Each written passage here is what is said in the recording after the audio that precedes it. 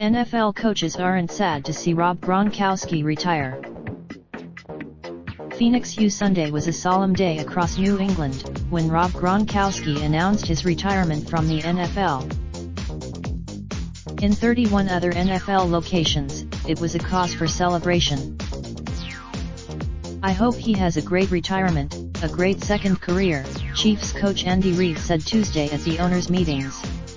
"I hope he's working. I am really looking forward to him not being in the league, and looking forward to seeing what he does with the rest of his career," Ravens coach John Harbaugh said with a smile. For 9 seasons in New England, Gronkowski was a nearly unstoppable force, catching 79 touchdown passes and helping the Patriots win 3 Super Bowl titles.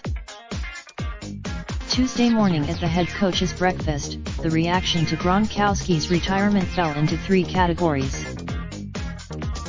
1. Thank goodness we. 2. The game is going to. 3. Skepticism that probably a little bit excited now that I don't have to see him on Sundays, but I can't totally write that off, either, Lions coach Matt Patricia said. "He'll believe it when I see it," Jets coach Adam Gase said. Count Raiders coach John Gruden among those who hope to see Gronk putting on the shoulder pads again. "I hope he revisits it and comes back," Gruden said. "He's the most Harbaugh, one of the Patriots' top rivals, said he has nothing but respect and love for Gronkowski. Rob Gronkowski would have been great in any era," he said. "He would have been great." Harbaugh called it an honor just to get to compete against him. "You look back over the years, and then you take stock, and you realize the games that you got a chance to be a part of," Harbaugh said. And for Rob Harbaugh certainly want Mississippi trying to stop Gronkowski. "The Patriots and you had to match him up with a special cover guy, and that was going to be 50-50 at best," Harbaugh said. "You really had to put." Texans coach Bill O'Brien, who was Gronkowski's offensive coordinator in New England for his first 2 NFL seasons, described how tough it was trying to find a defense that could contain Gronk. "We would try to double him, and even in the doubles, in the last game we played him he beat a double for a touchdown," O'Brien said.